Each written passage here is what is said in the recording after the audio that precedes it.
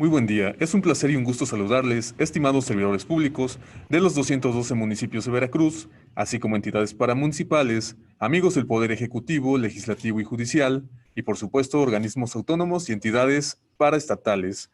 Les saluda su amigo y servidor Enrique Ríos de la Unidad de Comunicación e Imagen del ORFIS. El día de hoy les transmitimos a través de la plataforma Zoom la videoconferencia denominada El COVID-19 en el entorno laboral y la nueva normalidad, en el cual se analizarán las herramientas y criterios jurídicos para enfrentar la nueva normalidad laboral ante el COVID-19, así como prevenir juicios laborales. Y para empezar, me es grato darle la palabra a la auditora general titular del ORFIS, la maestra Delia González Cobos, quien nos dará la bienvenida formal a esta transmisión. Adelante, auditora general.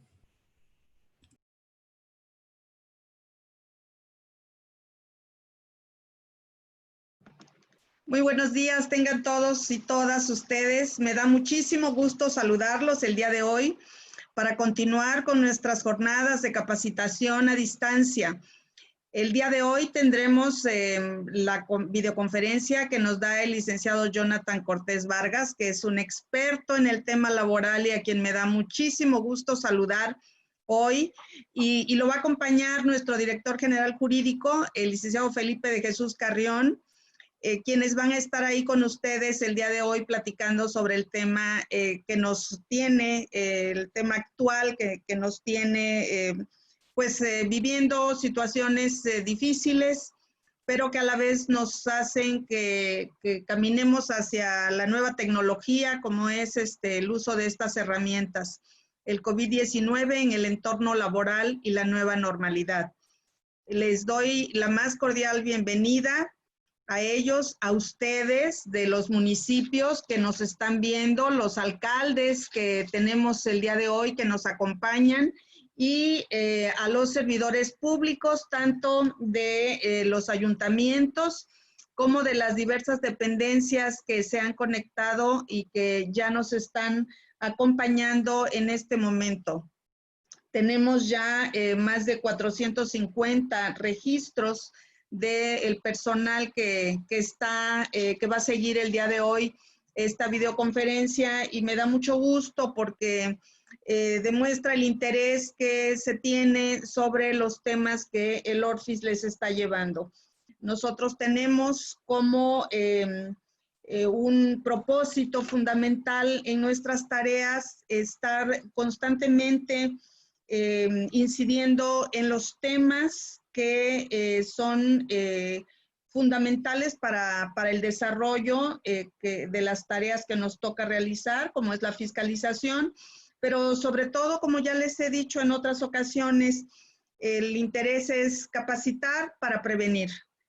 Vayamos todos en el sentido de la prevención más que de la corrección, y creo que vamos a dar un mejor resultado a los veracruzanos.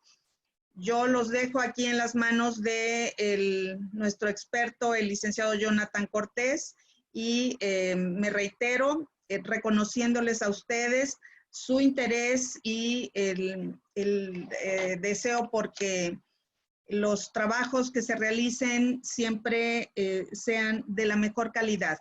Muy buen día a todos. Muchas gracias, licenciado Jonathan.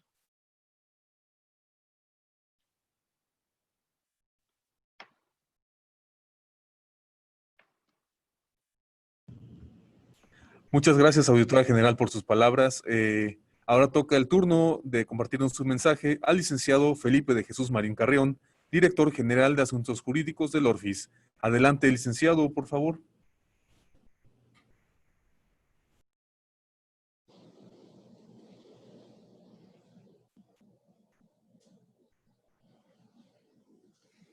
Muy buenos días tengan todos ustedes. Titulares de los entes municipales y estatales, titulares de las áreas jurídicas, tesoreros municipales, titulares de las áreas administrativas, titulares de los órganos internos de control y encargados del área de recursos humanos. El día de hoy, por instrucciones de nuestra titular, la maestra Delia González Cobos, tenemos a bien impartir la videoconferencia El COVID-19 en el entorno laboral y la nueva normalidad.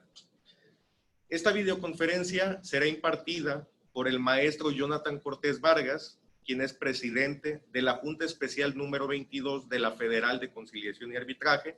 Y como bien lo decía hace un momento la maestra Delia, es un experto en el tema laboral y nos va a compartir ciertos criterios para aplicar como entes públicos en nuestra calidad de patrones, así como para compartir con los trabajadores que laboran en cada uno de ellos. Pues bien, como ya todos bien sabemos, con motivo de la pandemia causada por la enfermedad conocida como COVID-19 o coronavirus, los distintos órdenes de gobierno han implementado medidas de atención y contención con la finalidad de salvaguardar la salud de la población. En el caso del gobierno federal, el 23 de marzo del presente año se publicó en el Diario Oficial de la Federación el acuerdo en el que se reconoció en un primer momento la epidemia de enfermedad causada por el virus COVID-19, exhortando a los gobiernos de las entidades federativas para que establecieran planes de reconversión hospitalaria y expansión inmediata de su capacidad, con lo que garantizaran la oportuna atención de los casos que se presentaran. Por su parte, el gobierno del estado de Veracruz, además de adherirse a las medidas establecidas por el Consejo de Salubridad General, restringió la modalidad de los municipios, exhortando a sus autoridades para que cerraran el acceso a la zona centro de cada una de las cabeceras municipales e implementaran diversas medidas con independencia de las que dispusieran los ediles de los ayuntamientos. Ello igualmente con la finalidad de contener la propagación del virus en la población veracruzana. Pues bien, de acuerdo con lo anterior, es cierto que esta pandemia puede incidir en los derechos de la población, ya que la enfermedad representa riesgos para la vida, para la salud, para la integridad personal, además de los impactos que genera de inmediato, mediano y largo plazo, a lo que no es ajena a la materia laboral, ya que los patrones deben implementar todas las medidas sanitarias que garanticen la seguridad en el trabajo. Además, de presentarse el caso en el que un trabajador se contagie, deberán actuar de acuerdo con los protocolos establecidos. Es por ello que nuestro ponente del día de hoy nos informará acerca de las obligaciones que las entidades públicas tienen en su carácter de patrones, pero también los trabajadores. Todo ello de acuerdo con la legislación laboral.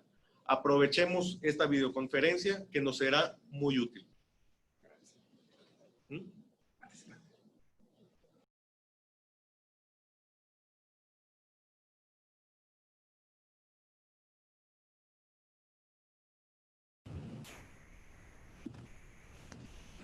A continuación, tengo el gusto de presentarles a nuestro ponente. El día de hoy tenemos la presencia del maestro Jonathan Cortés Vargas, presidente de la Junta Especial número 22 de la Federal de Conciliación y Arbitraje. Antes de ceder la palabra a nuestro invitado especial, me permito compartirles su currícula. Él es egresado de la Universidad de Veracruzana en la licenciatura de Derecho, maestro en Derecho Procesal Laboral por la Universidad del Golfo de México.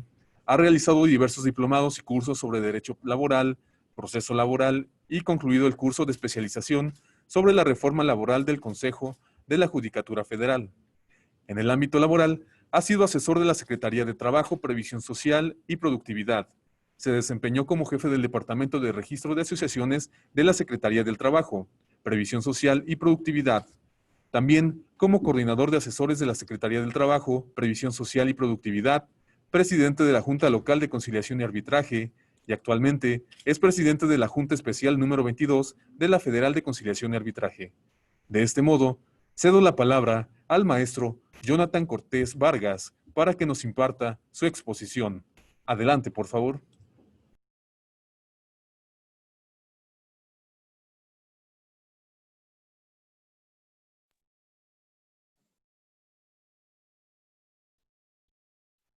¿Qué tal? Muy buenos días tengan todas y todos. Antes que nada, agradecer la oportunidad que me brinda mi amiga, la maestra Delia González Cobos, auditora general del órgano de fiscalización superior. Agradecerle a la licenciada Cecilia Coronel Bricio, auditora especial de participación ciudadana del ORFIS, por todas sus atenciones en esta charla, y desde luego al licenciado Felipe Marín Carrión, director general jurídico del ORFIS, porque ellos nos brindan la oportunidad de poder charlar el día de hoy sobre este tema que nos tiene a todos pues con el alma en un hilo, que es el COVID-19, que vino a transformar prácticamente la totalidad de nuestra vida en el ámbito personal, en el ámbito político, en el ámbito social, y que desde luego nos obliga a poder estudiarlo, profundizarlo desde el punto de vista jurídico, para que en un futuro inmediato podamos resolver todas las problemáticas que en este caso las entidades públicas puedan enfrentar derivado de esta situación. Como les comentaba, cuando empezó todo este tema de la pandemia del COVID-19, que nos toma por sorpresa pues, en el mundo, lo primero que se tenía que resolver pues, era la manera de contener una ola de contagios que pudiera resultar mucho más lesiva para la población. Se tomaron en consecuencia las medidas correspondientes, pero ahora toca poder considerar todas aquellas situaciones que en el presente y en el futuro puedan derivar desde el ámbito jurídico, principalmente en el entorno laboral, por lo que llamamos la nueva normalidad. Es decir, una vez concluido el confinamiento personal para evitar la propagación del virus, corresponderá ahora ir regresando de manera paulatina a los centros de trabajo a fin de que los sectores productivos no se encuentren paralizados, encontrar la manera de reactivar la economía, y esto implica desde luego una profunda relación de entendimiento entre patrones y trabajadores en el entorno laboral, que obliga desde luego a una nueva manera de entender las relaciones de trabajo con base en esta situación de salud general que estamos enfrentando.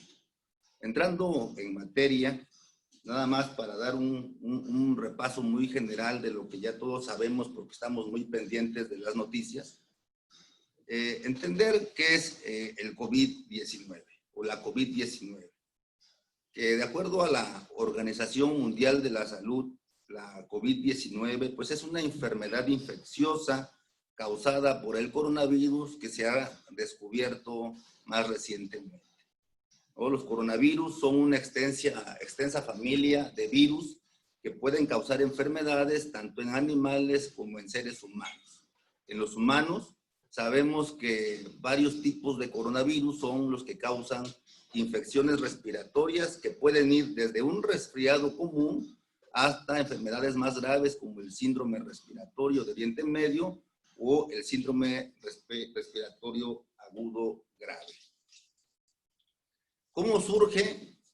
Surge en una provincia china, en una comunidad llamada Wuhan.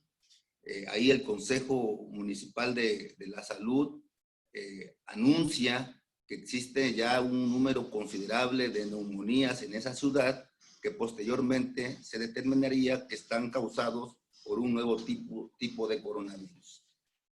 Así. De tal naturaleza que el Comité de Emergencia recomienda al director general de la Organización Mundial de la Salud que este brote constituye ya un problema de salud pública de importancia internacional. De esa manera, el 30 de enero de 2020 se declara que el brote por el nuevo coronavirus constituye una emergencia de salud pública de importancia internacional. Tras los elevados casos de contagio del nuevo coronavirus, es que el director general de la Organización Mundial de la Salud, el día 11 de marzo de 2020, informa que se había pasado a calificar el brote ya con el carácter de pandemia.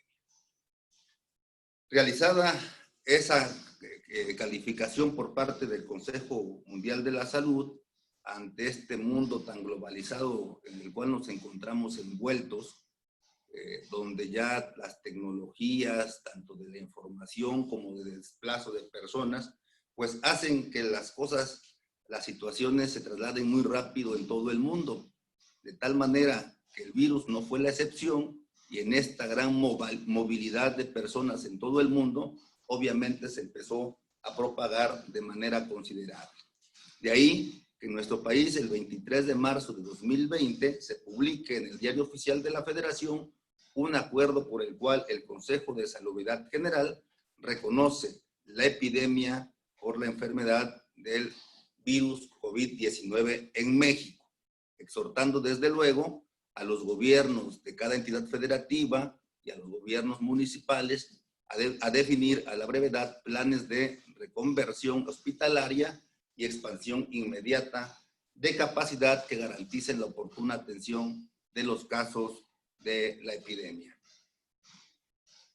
Posteriormente, el 24 de marzo de 2020, se publica también en el Diario Oficial de la Federación, por parte de la Secretaría de Salud, medidas preventivas a implementar para la mitigación y control de riesgos para la salud causadas por el COVID-19, y también los otros poderes del Estado, como es el Poder Judicial y el Poder Legislativo, tomaron las medidas respectivas. A estas medidas, las entidades federativas y los municipios fueron ajustando también los acuerdos correspondientes para lograr la contención, como les decía yo hace rato, la contención en una propagación veloz de este virus. ¿En qué consistieron estas medidas?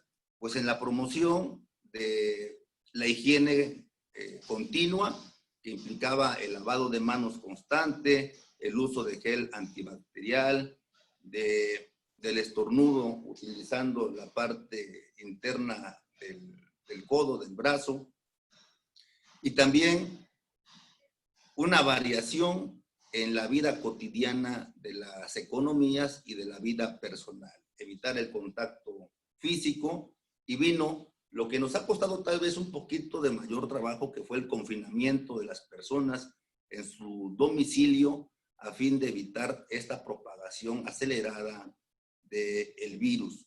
Por tanto, esto contrajo una inactividad de la vida económica del país, principalmente en lo que se llamaron en el acuerdo las actividades no esenciales, y que muchos problemas causaron desde el punto de vista jurídico, porque se tendrían que implementar medidas legales que más adelante analizaremos. Pero toda esta modificación de nuestra vida cotidiana, la verdad que ha costado mucho trabajo entenderla desde el ámbito personal, en el ámbito económico, político y social. Sin embargo, es necesario atenderlas a fin de que este virus se pueda contener y salir avantes lo más rápido posible. Como decía, entre las medidas que se tomaron, pues era evitar la asistencia a los centros de trabajo, y aquí hubo una catalogación especial de lo que se llamaban grupos vulnerables, o se siguen llamando grupos vulnerables, es decir, personas que padecieran una enfermedad crónico-degenerativa, que padecieran o tuvieran obesidad, las personas mayores de 65 años, las mujeres embarazadas, que son más propensos a tener una enfermedad grave por el coronavirus. Del mismo modo, pues, evitar espacios públicos, evitar eventos masivos, suspender temporalmente, que hasta la fecha lo tenemos, actividades escolares para proteger a los niños, adolescentes y jóvenes, suspender actividades en el sector público y privado, reitero, principalmente en las actividades no esenciales, suspender temporalmente y hasta nuevo aviso eventos masivos o congregaciones de más de 100 personas, y cumplir con todas las medidas de higiene señaladas en el acuerdo, que era el cubrir la boca, el lavado constante de manos, el uso de gel antibacterial, así como evitar el contacto directo entre las personas. A nivel federal, se autorizó que en el sector público los titulares de las áreas de administración y finanzas o homólogos o quien fuera la autoridad competente determinara cuáles eran las funciones esenciales que debería continuar prestando cada institución. Es decir, en el sector público se facultó para que alguna persona designada o alguna comisión designada tomara la decisión de cuáles servicios deberían continuar prestándose a fin de no alterar la vida pública del Estado. Y en el sector privado, pues se hizo una relación de todas las actividades esenciales que tenían que ver con el sector salud, el sector financiero, de seguridad, telecomunicaciones, alimentarias, los supermercados y demás. Todos sabemos, o en el decreto están estas facultades o servicios esenciales. Emitidos los acuerdos, que fueron varios, del Consejo de Salubridad General, las entidades federativas y los municipios ajustaron también sus acuerdos a este acuerdo general, a fin de que desde su particular circunstancia se pudieran establecer también todas las medidas correspondientes. En el caso de Veracruz, un acuerdo de importancia que fue el del 14 de julio de 2020, donde el gobernador del estado determina que se deben cumplir en todas las localidades de Veracruz filtros sanitarios, continuar con el programa de supervisión permanente de comercios, regulación tendiente a disminuir la presencia de transeúntes, aglomeraciones y paseantes, restringir al 50% el número de pasajeros en el transporte público, exigir de los concesionarios o permisionarios del transporte público la desinfección continua de las unidades, restringir al 50% igual el número de personas en vehículos particulares, dentro de otras medidas ya anunciadas. ¿Por qué? Porque, bueno, en Veracruz, a diferencia de otras entidades, el virus empezó de manera posterior y eso ha originado que vayamos con un retraso en algunas ciudades en el pico de contagios. Una vez analizado o estudiado, reiterado un poco de las circunstancias de cómo se originó el COVID-19 y a todo lo que nos ha obligado, vamos a la parte, digamos, la segunda parte de la charla, que tiene que ver con los aspectos legales. Una vez que hemos analizado el origen del COVID-19 como problema de salud y el reconocimiento de este como pandemia por la Organización Mundial de la Salud y por nuestras autoridades locales, corresponde ahora estudiar este fenómeno desde el punto de vista legal. ¿Cuál es el fin? El fin es que podamos el día de mañana, con el conocimiento de las regulaciones del marco legal, enfrentar los casos específicos que se nos puedan presentar en el entorno laboral. Primero, por las obligaciones que las entidades públicas en su carácter de patrones tienen que asumir respecto de la ley como medidas preventivas. Luego, las obligaciones que tiene el trabajador de hacer uso obligatorio de estas medidas preventivas y cuáles pueden ser las consecuencias legales si se falta a estas obligaciones establecidas en la ley. Iniciemos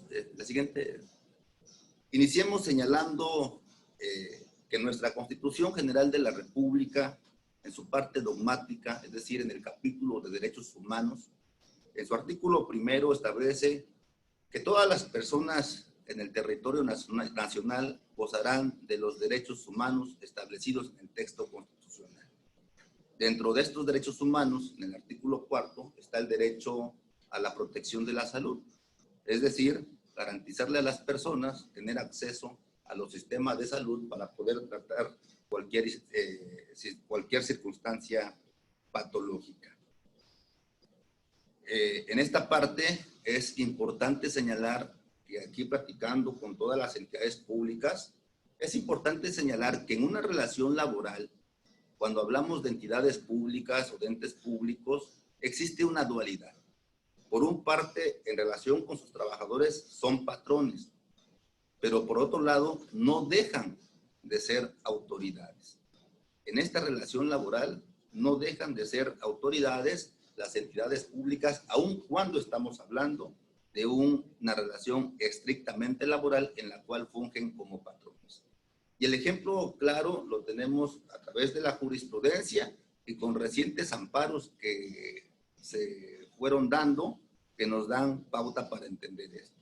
Y les pongo un ejemplo. Durante esta pandemia, algunos trabajadores considerados dentro de los grupos vulnerables acudieron a los tribunales federales, a los juzgados de distrito, solicitando la protección de la justicia federal porque en sus centros de trabajo, en una entidad pública, no les permitían el confinamiento personal, es decir, el teletrabajo, para poder ellos resguardarse y evitar el contagio. Acudieron al juicio de amparo. Una vez que se analizó la procedencia del mismo, los jueces determinaron que si bien se trataba de una relación laboral, la entidad pública no deja de revestir su carácter de autoridad, por tanto el amparo fue admisible. En un caso concreto de un hospital, el juez de distrito correspondiente le concede la suspensión provisional a un camillero a efecto de que la institución lo trasladara a un área donde no se atendiera el COVID-19. Este trabajador recurre a la resolución del juez y posteriormente un tribunal colegiado determina que el historial documental que se encuentra en el expediente era suficiente para determinar, por un lado, que el trabajador pertenecía a un grupo vulnerable y por tanto tenía la garantía o el derecho de estar en su domicilio, hacer trabajo domiciliario a efecto de evitar el contagio. Entonces, aquí podemos ver cómo se da esa dualidad de que por un lado las entidades públicas son patrones y por otro lado también reúnen el carácter de autoridades en esta relación laboral. En el campo del derecho del trabajo, las relaciones entre los poderes de la Unión y sus trabajadores se rigen por lo dispuesto en el apartado B del artículo 123 constitucional y sus correspondientes leyes reglamentarias. En el ámbito federal es la Ley Federal de los Trabajadores al Servicio del Estado y en el ámbito local es la Ley Estatal del Servicio Civil. Pero en el ámbito de la salud, lo cierto es que ambas leyes regulan de manera muy escueta lo que corresponde a la salud en el trabajo y remiten a la aplicación de la Ley Federal del Trabajo y las leyes de seguridad social.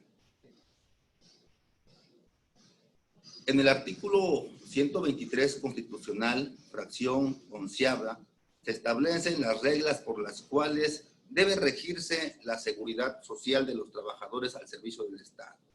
En lo que nos interesa, señala que esta debe abarcar accidentes y enfermedades profesionales, las enfermedades no profesionales, entre otras. Asimismo destaca que en caso de accidente o enfermedad se conservará el derecho al trabajo por todo el tiempo que determine la ley. Como lo indicaba yo con antelación, tanto la Ley Federal de los Trabajadores al Servicio del Estado como la Ley Estatal del Servicio Civil remiten a su aplicación a la Ley Federal del Trabajo y a las leyes de seguridad social. Por tanto, nos vamos a constreñir en la Ley Federal del Trabajo en concordancia con las leyes burocráticas. ¿Qué nos dice la Ley Federal del Trabajo? Dice que el trabajo es un derecho y un deber social que debe efectuarse en condiciones que aseguren una vida digna y la salud para las y los trabajadores y sus familias. Ante esta definición debemos entender entonces que para cumplir este cometido de que el trabajo asegure la salud de los trabajadores, pues patrones y trabajadores tienen un cúmulo de obligaciones que cumplir. Por parte de los patrones, se establece la obligación de operar los establecimientos, es decir, los centros de trabajo, adoptando todas las medidas de seguridad, salud y medio ambiente, adoptando en todo momento las medidas preventivas y correctivas que determine la autoridad laboral. Entonces, es una obligación del patrón, de entrada, que todas las medidas de prevención en materia de seguridad, higiene y salud en el trabajo se den en el centro laboral. Por ejemplo, las consecuencias que puede tener la falta de esta obligación. Pues puede derivar en una demanda por riesgo de trabajo, ya sea por un asunto de accidente o un asunto de enfermedad en el trabajo. Recuerdo ahorita algún asunto que me tocó estudiar en su momento de una trabajadora de una entidad pública cuyas funciones eran netamente secretariales. Es decir, estar ante un escritorio haciendo captura de documentos o generando la captura de documentos. En algún momento en esta entidad pública hay una fumigación. La fumigación implica el uso de líquidos o gases químicos, a los cuales por la cercanía la trabajadora estuvo expuesta y posteriormente le generó una enfermedad crónica que le impidió el desarrollo de su trabajo. Al tiempo ella demandó y obtuvo ya una incapacidad por ello. ¿Esto qué nos refleja? Que en el caso de ese patrón o esa entidad pública hubo omisiones y faltas de prevención. Como haberle buscado un espacio distinto de trabajo a esta persona, o en su caso, haberle dado los días correspondientes durante la fumigación respectiva. Al haber sido omisa, le trajo una consecuencia legal y por tanto también obligaciones económicas en relación a esta trabajadora. Entonces, las faltas a estas obligaciones establecidas en la ley realmente generan todo tipo de consecuencias jurídicas y económicas. También nos establece la ley en el artículo 132, la Ley Federal del Trabajo, dice, proporcionar a sus trabajadores los medicamentos profilácticos, es decir, preventivos, que determine la autoridad sanitaria cuando exista peligro de epidemia. Como ya la ley regula este tipo de casos a los que nos estamos enfrentando ahora, y que esto surge, estas regulaciones surgen cuando tuvimos el problema de la pandemia de la influenza, que ya ante esa situación que nos abordó también ya nuestro país, se tuvo que regular y ya tenemos en la ley este tipo de narrativa legal que nos obliga a entrar a su estudio. Es decir, darle a los trabajadores, ofrecerle a los trabajadores los medicamentos de prevención para evitar el contagio del virus, que en este caso, por lo que yo he leído o he dedicado a estudiar, pues tienen que ver más con el fortalecimiento del sistema inmunológico. En ese sentido, las comisiones de salud de las entidades públicas o los departamentos competentes deben analizar qué tipo de medicamentos profilácticos se le pueden ofrecer a los trabajadores a fin de fortalecer el sistema inmune y en todo caso evitar, por un lado, los contagios con las medidas preventivas, pero también por otro lado, evitar que en un eventual contagio el trabajador no se vea afectado de tal manera en su salud que le cause problemas o situaciones de carácter irreversible. También nos dice la ley en el mismo artículo 132, cumplir con las disposiciones que en caso de emergencia sanitaria fije la autoridad competente, así como proporcionar a sus trabajadores los elementos que señale dicha autoridad para prevenir enfermedades en caso de declaratoria de contingencia sanitaria. Como podemos ver, es obligación de los patrones en este caso, repito, entidades públicas, acudir a estos acuerdos del Consejo de Salubridad General para determinar cuáles son todas estas herramientas, estos insumos, estos materiales que deben proporcionar a los trabajadores a fin de prevenir el contagio.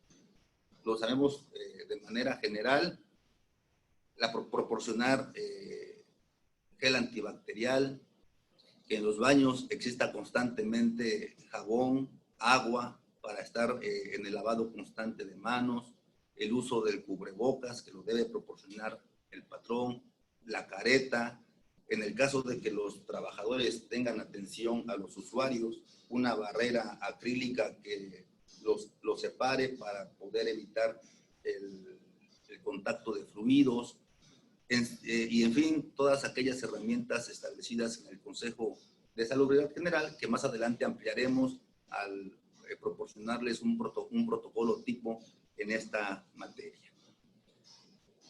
Recordemos que toda obligación patronal se convierte en un derecho del trabajador.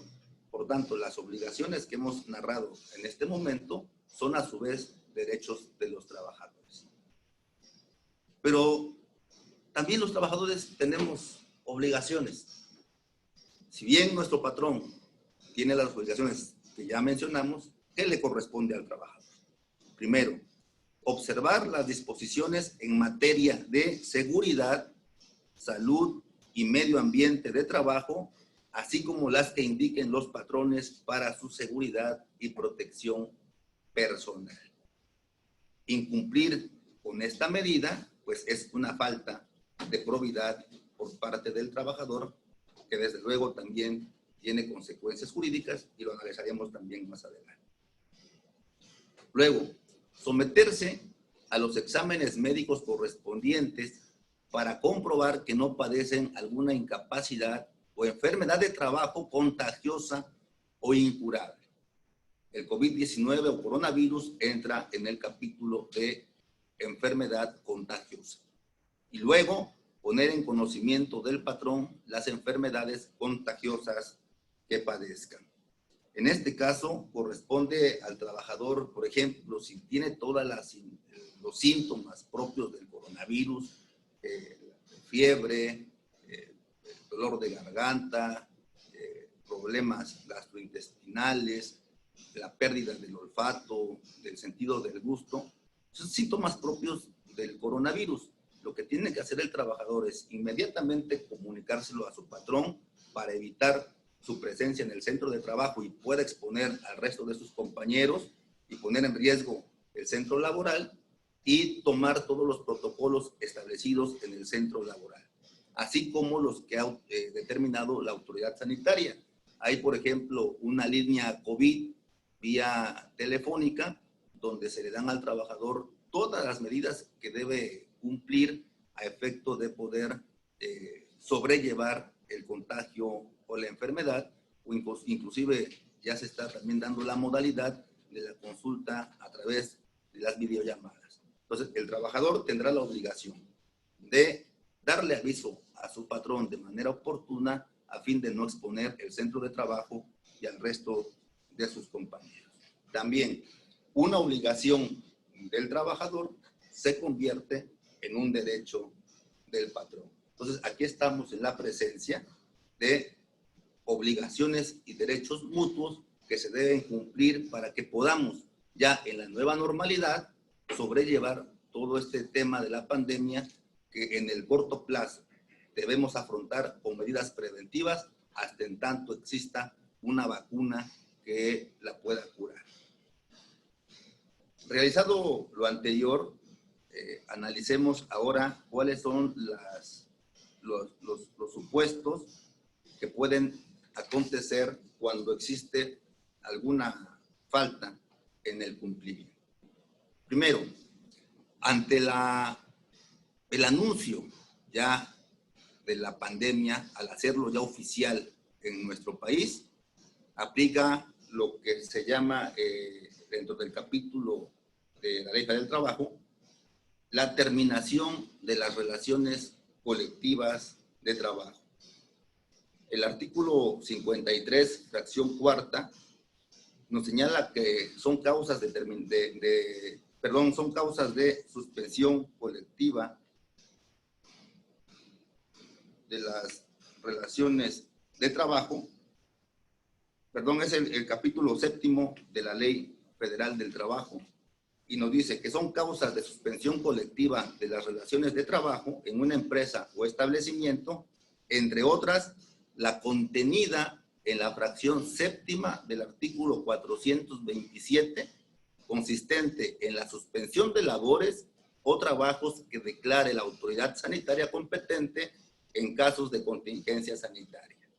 En este caso específico de la contingencia sanitaria, el patrón no requerirá aprobación o autorización del tribunal y estará obligado a pagar a sus trabajadores una indemnización equivalente a un día de salario mínimo general vigente por cada día que dure la suspensión, sin que ésta pueda exceder de un término de un mes. Y los trabajadores deberán regresar a sus labores en cuanto concluya la contingencia sanitaria.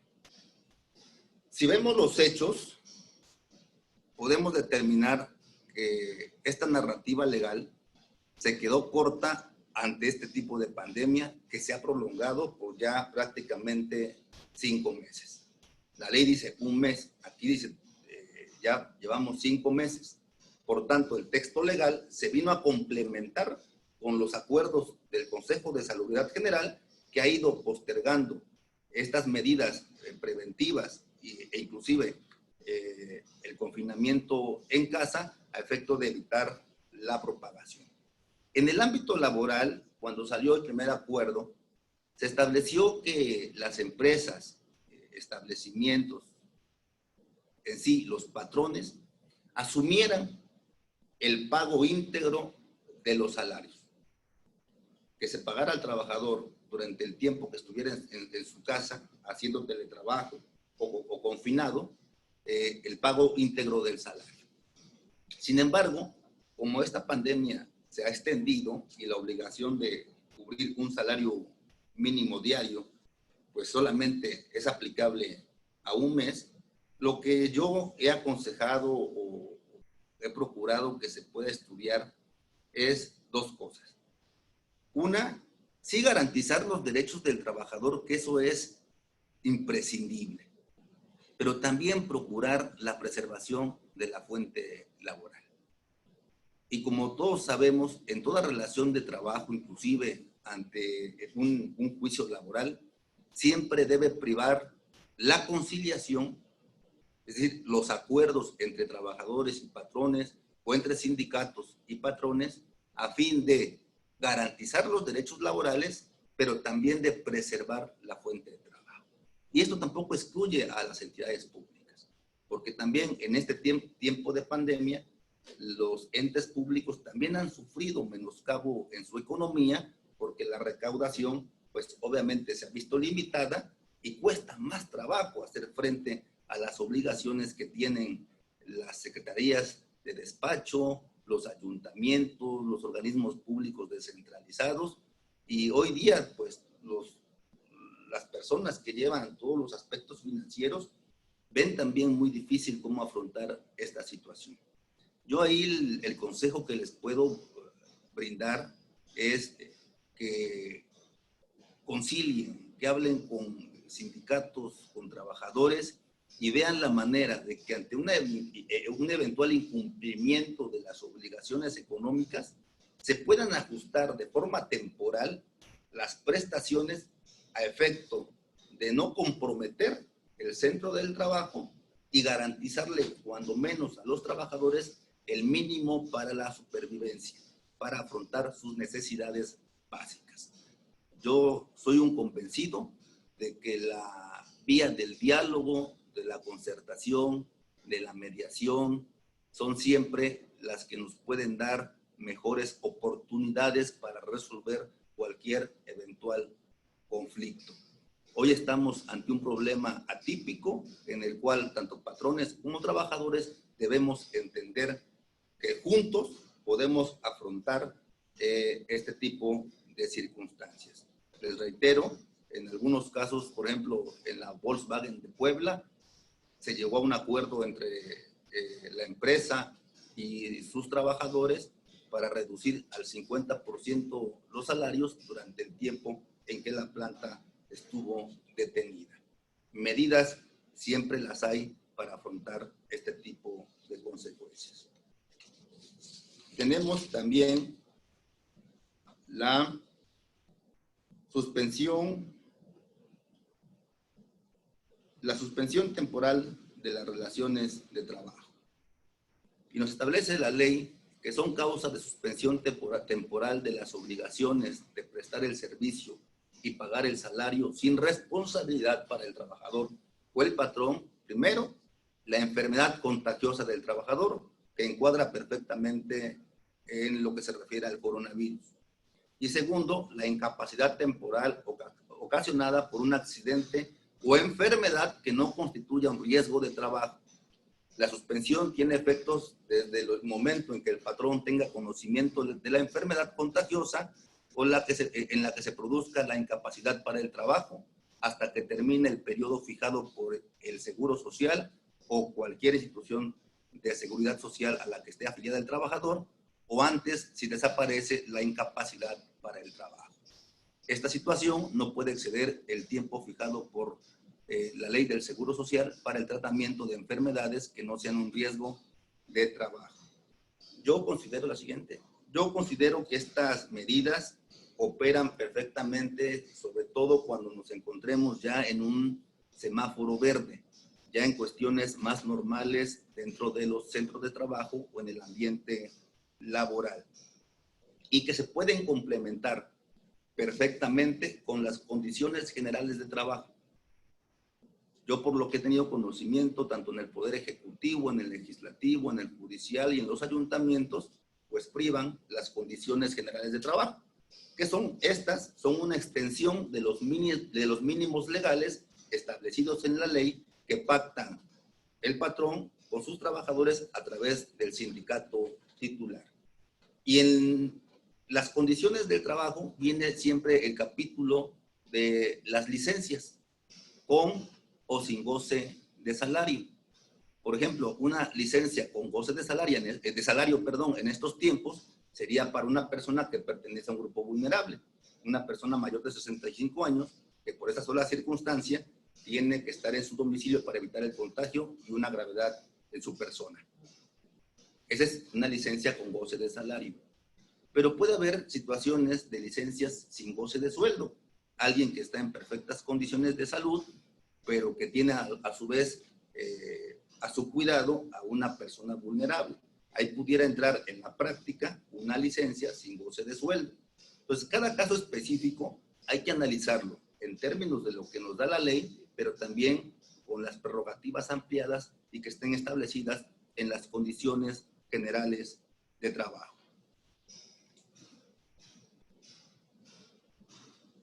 También tenemos las rescisiones de trabajo, y aquí es donde también vamos a revisarlo de manera detenida. ¿Cuáles son causas de rescisión en las relaciones de trabajo? Definitivamente, cuando el patrón falta a sus obligaciones, el trabajador puede rescindir la relación de trabajo. O cuando el trabajador falta a sus obligaciones, el patrón puede rescindir la relación de trabajo sin responsabilidad para el patrón. Como ya analizamos, son obligaciones de los trabajadores. ¿Lo podemos repetir, Paco, por favor? Son obligaciones de los trabajadores observar las disposiciones en materia de seguridad, salud y medio ambiente de trabajo, así como las que indiquen los patrones para su seguridad y protección personal. Someterse a los exámenes médicos correspondientes para comprobar que no padecen alguna incapacidad o enfermedad de trabajo contagiosa y poner en conocimiento del patrón las enfermedades contagiosas que padezcan. Por ejemplo, si en el protocolo de aquí del órgano de fiscalización superior o de la Secretaría de Medio Ambiente, por ejemplo, está el uso obligatorio del cubrebocas, del gel desinfectante, el uso obligatorio y correcto del cubrebocas, de la careta, del gel desinfectante, evitar el contacto personal. Y hay trabajadores que por necedad o por cualquier circunstancia faltan a estas obligaciones, bien cabe el levantamiento de una acta administrativa para la rescisión de la relación de trabajo. Porque este trabajador está exponiendo al centro de trabajo y a sus demás compañeros en esta situación de descuido y de omisión.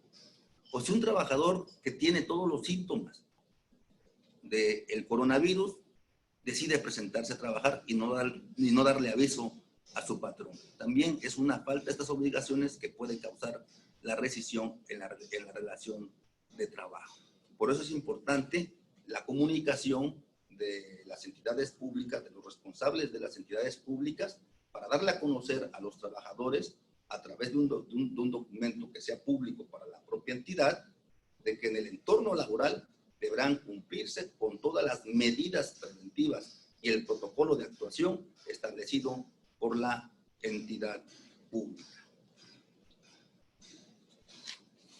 Ya platicamos de los grupos especiales, cuáles son los establecidos por el Consejo de Salubridad General y cuáles, una vez realizado esto, cuáles pueden ser las consecuencias.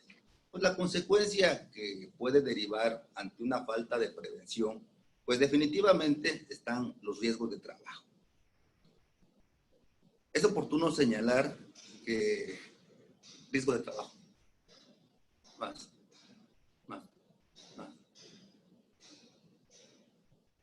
Hay una parte que dice riesgo de trabajo. Ahí está. Es oportuno señalar que entre más acatemos las disposiciones sanitarias en los centros de trabajo, además de proteger a los trabajadores, los empleadores reducen cualquier situación de índole legal que les pueda derivar en demandas por riesgo de trabajo. Los riesgos de trabajo están determinados por los accidentes y las enfermedades a que están expuestos los trabajadores en ejercicio o con motivo de su trabajo. Esto está en el artículo 473 de la Ley Federal del Trabajo. Entendemos por enfermedad de trabajo a todo estado patológico derivado de la acción continuada de una causa que tenga su origen o motivo en el trabajo o en el medio en que el trabajador se vea obligado a prestar sus servicios.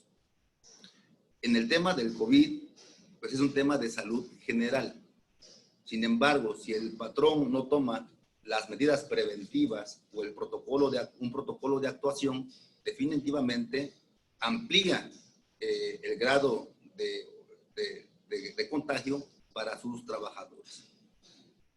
Nos dice la misma ley, el patrón es responsable de la seguridad e higiene y de la prevención de los riesgos de trabajo conforme a las disposiciones de esta ley.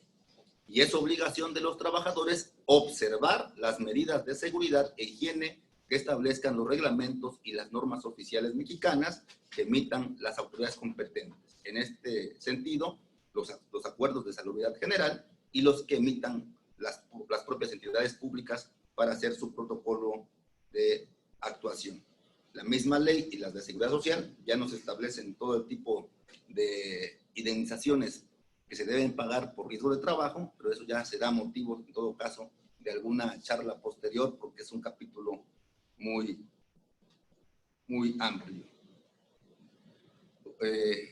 Como les comentaba, vale la pena que todo esto que estamos comentando, a su vez lo puedan ampliar con lo que tengan ustedes establecido en las condiciones generales de trabajo.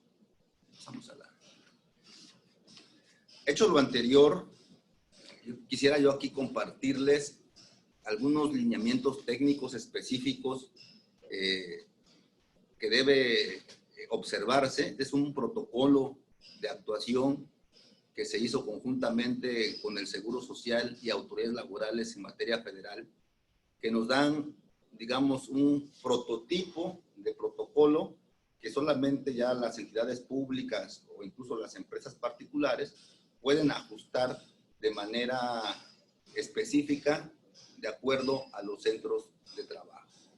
En principio, deberán identificar, ahí dice 4, que son 3 dimensiones que deberán considerarse. Primero, el tipo de actividad, si es esencial o no esencial dentro del centro de trabajo. Luego, el tamaño del centro de trabajo, de pequeño, mediano o grande. Y tercero, el nivel de alerta sanitaria que emita la autoridad competente. Y aquí es estar atentos a la semaforización que semana con semana emite tanto la autoridad federal como la autoridad local y que nos da luz en relación al grado de gravedad que estamos enfrentando en las localidades específicas. Luego, el calendario establecido por la autoridad federal, que en este caso va variando. Como yo les señalaba,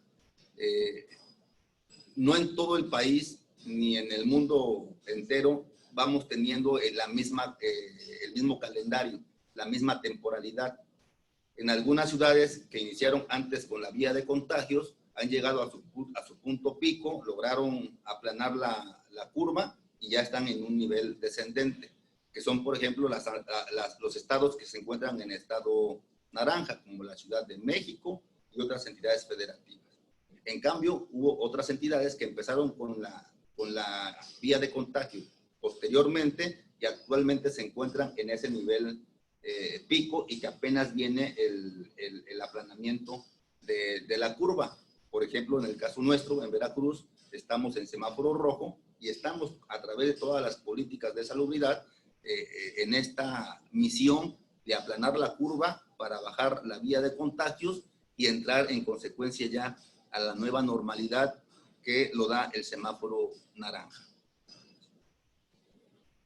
Luego, los principios rectores, privilegiar la salud y la vida, que esa es una obligación que tienen las autoridades y en sí todas aquellas personas que sean responsables de un centro de trabajo.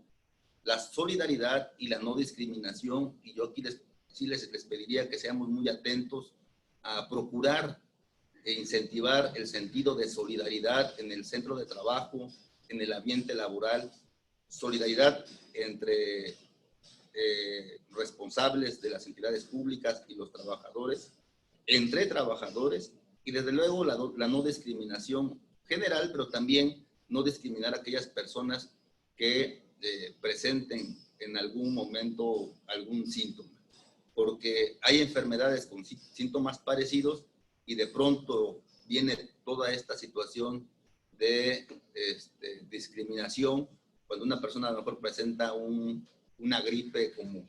Entonces, sí, promocionar muy bien la solidaridad conjunta. Luego, la economía moral y la eficiencia productiva, que entrará una vez que entremos a la nueva normalidad, que implica distribuir bien todos los esfuerzos y trabajos de todo el conglomerado laboral que tenemos en las entidades públicas. Y luego, la responsabilidad compartida en los sectores público, privado y social. Categorizar el centro de trabajo, tipo de actividad que se refiere a la esencial y no esencial, el nivel de riesgo epidemiológico en el que nos podemos ubicar, ya hablamos del semáforo y es estar atentos a los informes que nos dé la autoridad sanitaria, el tamaño del centro de trabajo, pequeño, mediano y grande, y las características internas para poder administrar todo el espacio físico del centro laboral. La siguiente. Como señalamos, identificar el tipo de actividad entre esencial y no esencial. Esto nos lo dan los acuerdos emitidos por la autoridad sanitaria y aquí vienen unos ejemplos, ¿no? La rama médica, sector farmacéutico, de manufactura, de limpieza financiera, recaudación tributaria, distribución y venta de energéticos, producción pesquera, pecuaria, agroindustria, industria química, en sí, todas las actividades esenciales. La siguiente. Luego, el acuerdo por el que se establece también la reapertura paulatina en los centros de trabajo, ¿no? Se activa la industria de la construcción, la minería, fabricación de equipo de transporte, y así paulatinamente hasta que lleguemos a un momento en el que todos los sectores productivos y económicos ya se encuentren operando en la nueva normalidad. Nuevamente, identificar el riesgo epidemiológico máximo, solo se encuentran en operación actividades esenciales. En el alto, regrésame un poquito por favor al anterior, máximo se encuentran en operación actividades esenciales, y aquí vienen cuáles son recomendaciones, ¿no? La sana distancia, el teletrabajo, los filtros de ingreso y egreso de los trabajadores al centro laboral, y en sí medidas generales que aplican también para los usuarios, que tiene que ver con una norma rigurosa para que también los usuarios pasen por todos los filtros sanitarios. El alto, que es el semáforo naranja, es operación plena de actividades esenciales y operación reducida en actividades no esenciales. Igual, sana distancia, la toma de la temperatura a quienes ingresen al inmueble, prestar atención especial a los grupos vulnerables, colocar en la entrada a los centros de trabajo las medidas sanitarias como el gel antibacterial, y la presencia de personal en un número reducido que puede irse turnando. Por ejemplo, en el Poder Judicial de la Federación hay un turno de tribunales que trabajan por el turno matutino, que son los juzgados de distrito, y por la tarde trabajan los tribunales colegiados, de tal manera que se administra el espacio a efecto de conservar la sana distancia y evitar la propagación del virus. El nivel intermedio, que son actividades acotadas en el espacio público y actividad económica plena. Nuevamente, prestar atención a los grupos vulnerables, seguir favoreciendo al trabajo en casa, promover la sana distancia y desde luego todas las medidas higiénicas, incluyendo el uso del cubrebocas y de la careta. Y el cotidiano, que ya es la reanudación de actividades ya en la nueva normalidad, hasta que, bueno, ya lo determine la autoridad sanitaria. Y los centros de trabajo tendrán que identificar el tamaño de la unidad. Esto va ejemplificado para las empresas, pero sí aplica también para las entidades públicas. Es decir, micro hasta 10 trabajadores, pequeña de 11 a 30, en comercio, en industria y servicios de 11 a 50. Luego la mediana en comercio, servicios e industria va de 31 a 100, 51 a 100, 51 a 250. Y servicios de comercio y la industria, pues de 101 a 251, es decir, para poder, de acuerdo al semáforo, tomar las medidas correspondientes de trabajo en casa, trabajo presencial y las medidas preventivas. Luego, identificar características internas del centro de trabajo, personal en situación de vulnerabilidad, el personal que tiene a su cuidado personas vulnerables, menores de edad o personas con alguna discapacidad o alguna enfermedad crónico-degenerativa, y las áreas y departamentos con los que cuenta el centro de trabajo, oficinas, bodegas, áreas de atención al público, si son cerradas, si tiene ventilación y demás medidas que hay que tener muy presentes. Y estrategias generales de promoción de la salud. Aquí también tenemos diferentes, que es tener una información general constante en el centro de trabajo sobre la enfermedad y su contagio, la importancia de no acudir a reuniones sociales, que hay que ser muy incisivos con los trabajadores, de evitar cualquier tipo de reunión familiar o de carácter social en donde está muy latente el riesgo, porque también de poco a veces sirve tomar muchas medidas preventivas en unas áreas si en el sector privado estas se descuidan. El lavado frecuente, la desinfección frecuente de las manos y la práctica de la etiqueta respiratoria. La siguiente. No escupir de manera... no escupir, si es necesario hacerlo, utilizar un pañuelo desechable, tirarlo a la basura después de lavarse las manos, no tocarse la cara, en sí todo el protocolo que tiene que ver con el cuidado personal. Y la protección de la salud, la sana distancia, el quédate en casa para aquellas personas que así lo tengan autorizado, y la sana distancia en el trabajo, y en aquellos aquellas oficinas donde por su espacio no exista esta situación de la sana distancia, pues sí, brindar la protección de los acrílicos para separar a las personas durante el desarrollo de la actividad laboral. El control de ingreso y egreso.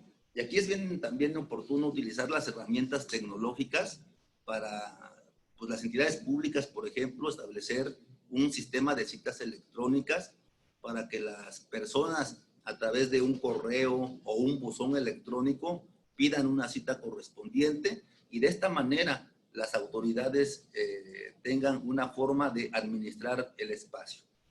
Si se sigue con la presencia indiscriminada de personas, toda aquella persona que desee ir a una institución pública, pues tendremos siempre un conglomerado grande de personas intentando o entrando a las instituciones.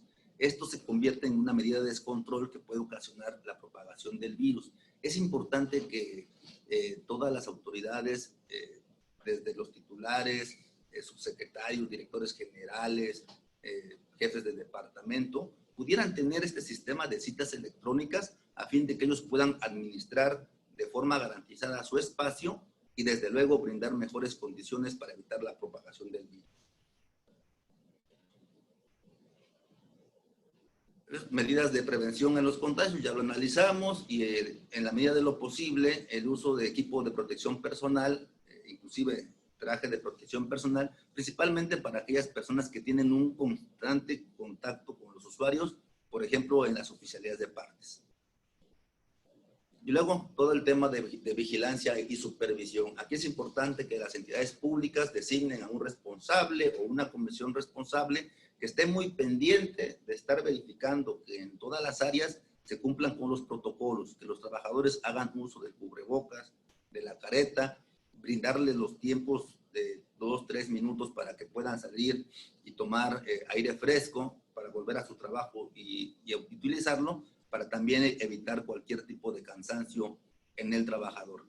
Es importante que las entidades públicas tengan una persona designada o varias personas designadas a través de una comisión que revise constantemente todas las medidas preventivas. Y luego, ya todas las medidas de prevención que hemos analizado de las alertas intermedias. En general, concluye Paco, en general todas estas situaciones que se las vamos a dejar aquí a los responsables del órgano de fiscalización para que ustedes puedan tenerlas en su correo electrónico y las entidades públicas les pueda servir como base, para establecer su propio protocolo, es decir, este protocolo general, ajustarlo a las necesidades básicas o primarias de la entidad pública y establecer su propio protocolo. Y como recomendaciones finales, yo les recomendaría que estos protocolos de actuación, primero, se establezcan mediante acuerdo. Es decir, si la dependencia actúa a través de un órgano de gobierno, junta de gobierno o cabildo, el protocolo se autorice a través de estos cuerpos de autoridad. Segundo, dar intervención al o los sindicatos que tengan representación en la entidad pública. Tercero, en la medida de lo posible, establecerlas como extensión temporal a las condiciones generales de trabajo. 4, darle publicidad, que se publique de manera, a través de los medios legales que tenga la entidad pública, para que sea del dominio público de los usuarios y de los trabajadores el protocolo de actuación. Quinto, dejar constancia de los insumos dados a los trabajadores y de todas y cada una de las medidas establecidas. Por ejemplo, si el trabajador se le va a proporcionar la careta, el cubrebocas, gel antibacterial, pues que les pueda firmar de recibido que está teniendo la recepción de estos insumos. Sexto, levantar las actas administrativas cuando exista incumplimiento de las medidas sanitarias. Y tercero, de ser posible, notificar al tribunal competente en el supuesto de que el protocolo actúe como parte extensiva temporal de las condiciones generales de trabajo. Esas son de las recomendaciones que les puedo dar a las entidades públicas a fin de que con esto, el día de mañana que tengan un eventual conflicto laboral que se ventile ante algún tribunal, tengan cómo justificar que han cumplido con todas las obligaciones establecidas en la ley. En mi parte es todo. Como les repito, dejo aquí el material para que quien esté interesado, pues se lo puedan hacer llegar. Muchas gracias.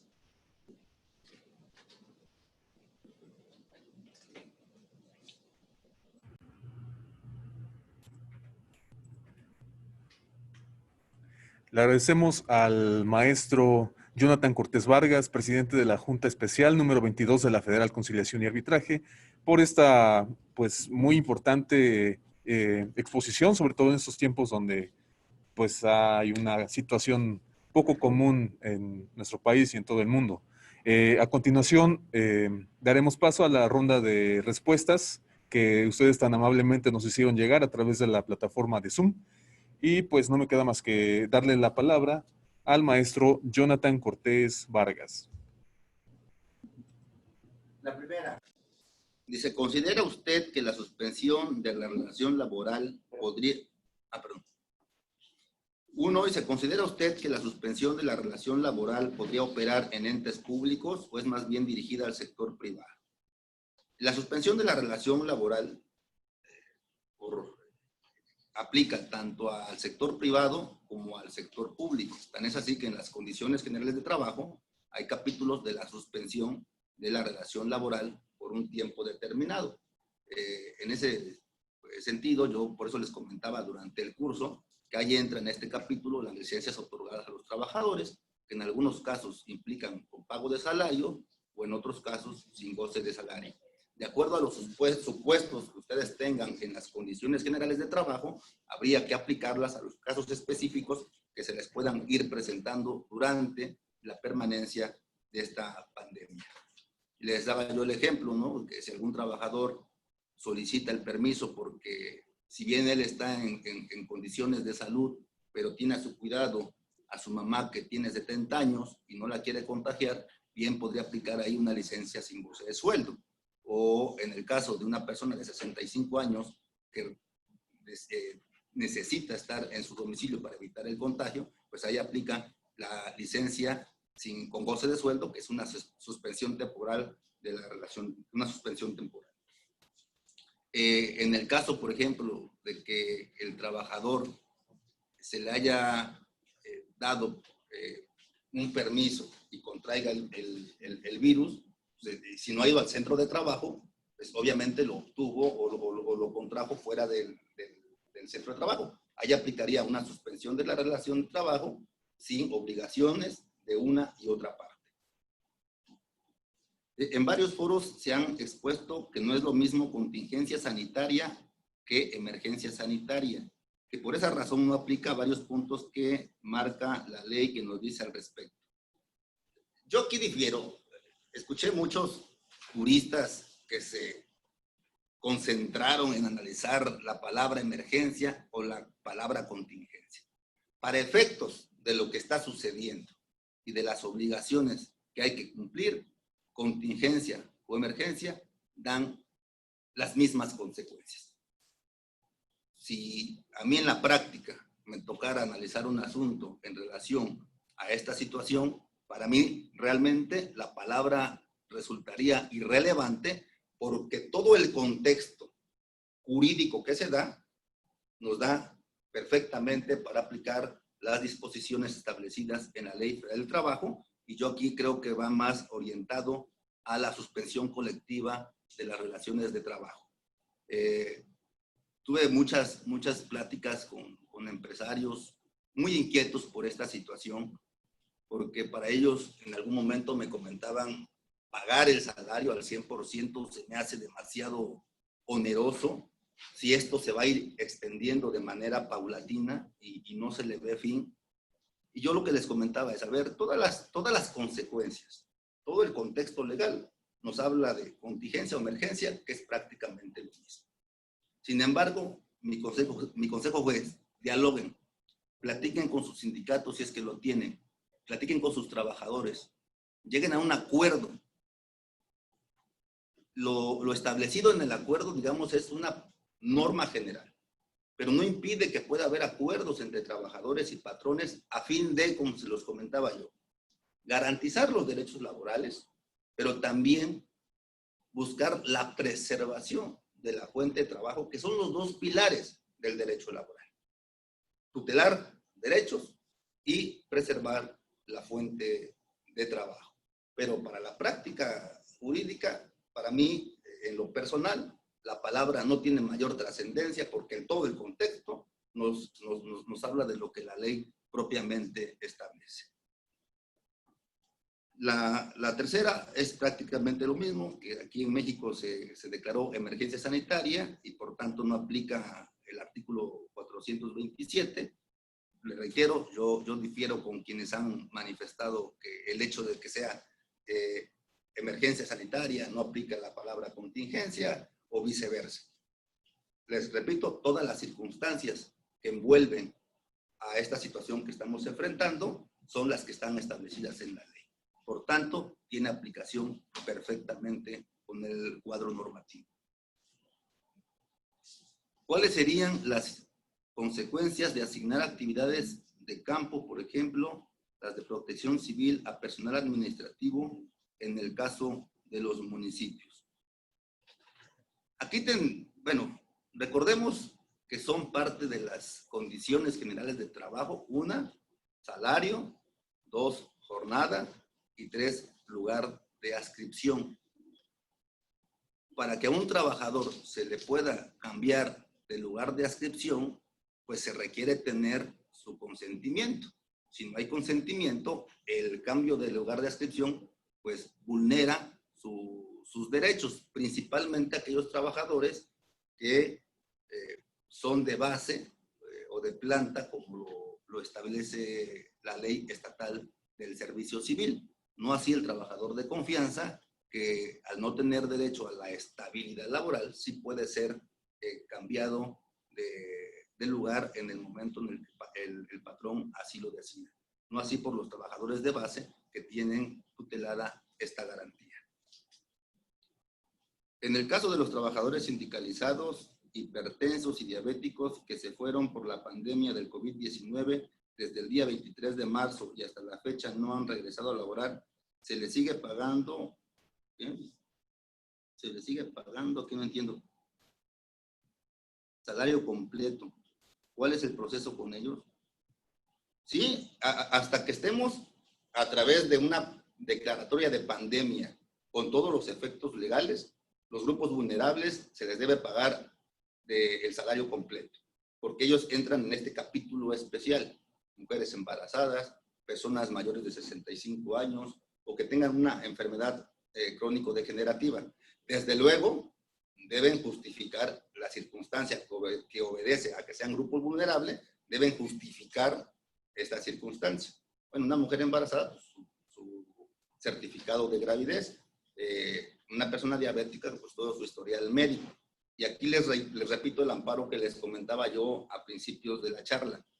Como el tribunal colegiado señala que se debe dar a esta persona que justificó en el expediente ser diabético, tenía que, primero, estar en el confinamiento personal o en el trabajo en casa.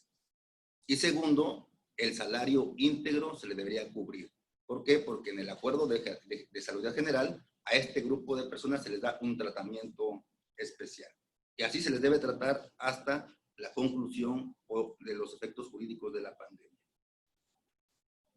Y la 6, ¿de qué forma puede el municipio formalizar internamente el envío de documentación y que sea legal?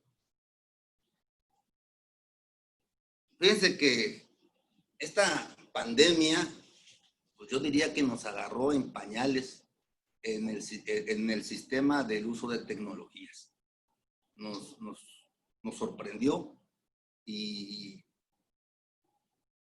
a los 3 poderes de la Unión, los ha obligado a acelerar el uso de las herramientas tecnológicas.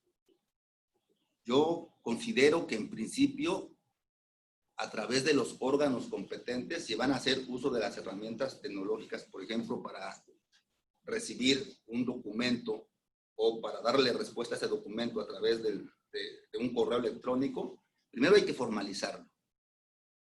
un ayuntamiento a través de su cabildo y hacerlo público. ¿Qué implica esto? Publicarlo en la Gaceta Oficial del Estado para que esto sea de dominio público. Una vez que está publicado, ya el usuario o el ciudadano podrá ingresar una promoción vía electrónica y genera ya para el ente pues el deber de darle respuesta. En materia judicial, les pongo el ejemplo, el Poder Judicial de la Federación instauró sin una reforma legal, a través de un acuerdo del Consejo de la Judicatura, los juicios en línea. La firma electrónica, la FIDEL, que ya permite ingresar demandas vía electrónica, y ahí se va radicando, se notifica y tiene todos los efectos legales. En la Junta Federal, por ejemplo, ya tenemos el sistema de conciliaciones en línea, que al estar publicados en el boletín oficial de la Junta Federal, ya tiene todos los efectos legales. Lo mismo para las entidades públicas. A través de sus órganos competentes, pueden establecer todo este sistema de utilización de herramientas tecnológicas para darle recepción y respuesta a los usuarios vía electrónica, y así se reduce desde luego la permanencia de personas en las entidades públicas.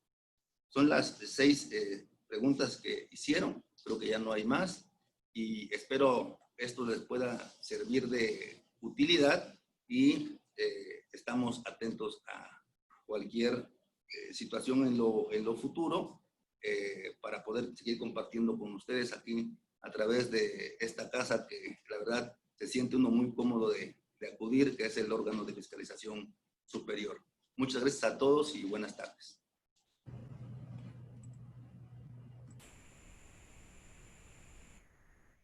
Agradecemos las respuestas del maestro Jonathan Cortés Vargas, presidente de la Junta Especial número 22 de la Federal de Conciliación y Arbitraje. Para dar las palabras de agradecimiento, recibimos al licenciado Felipe de Jesús Marín Carrión, director general de Asuntos Jurídicos del ORFIS. Adelante, maestro.